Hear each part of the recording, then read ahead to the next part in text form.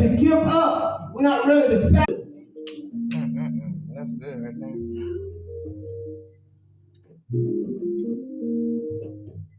When you're in a desperate situation and you know that all you got left is to try God,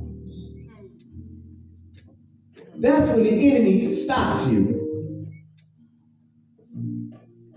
God done left you. Church don't like you. She don't even talk to you. Don't even acknowledge you. She look at it, looking at you, look at it, looking at you. There's always going to be somebody there saying something that you ain't even saying. Because they know you're too close to get your refill. You next in line. And they dry. I'm